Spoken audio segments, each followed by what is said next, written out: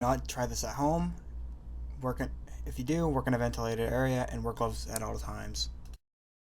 Alright, in today's video, we're going to be making tin tetraiodide, or tin 4-iodide, a bright orange halide of tin, and a compound that I've been really excited to make for quite some time now. And it just took me a while to get a hold of all the reagents, but I finally have them now, so let's get started. Here I have weighed out 1.2 grams of tin. I also have 3.9 grams of iodine, and in the graduated cylinder I have weighed out or measured out 50 milliliters of dichloromethane, or DCM. The tin is pretty easy to get from eBay. I got mine from Chemcraft though, so just because I had to buy the iodine from there too, I decided to buy them together. But the iodine can be made at home and the tin can be bought from eBay. The DCM, however, is a bit more complicated, at least in the US. The DCM I have came from a company called Chem Savers, which is a chemical supplier, and they do charge a lot.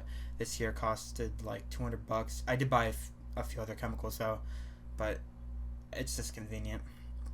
And all we need to do is put it on a reflux. For me, it took about 1.5 hours, and yeah, that's it. All right, I'll get that set off screen.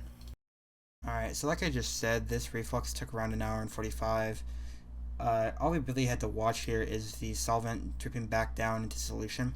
What we really want to see is, as the reaction progresses, there will be less and less iodine dissolved into the refluxing solvent, or carried up with the solvent.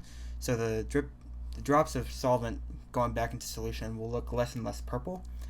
And it took a really long time for me, and I think I didn't have it wasn't hot enough, so I think you could push it farther. Here I have it around 60 40.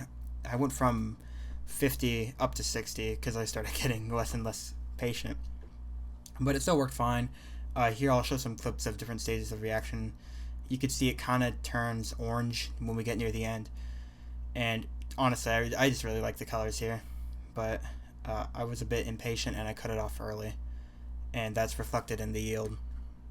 Once the reflux came to a stop, we then cool the flask down using an ice bath or snow you have outside, and then you filter it either through a Buchner funnel or through a piece of filter paper, and you wash it with DCM, not water, because water will slowly hydrolyze tin tetraiodide, and then you simply let it dry.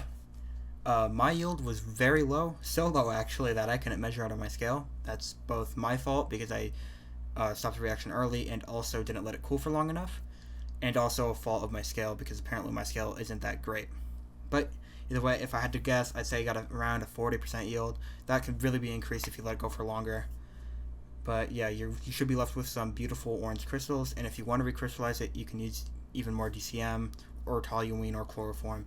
All three of those should work. And yeah, hope you guys enjoyed the video. I'll see you guys in the next one.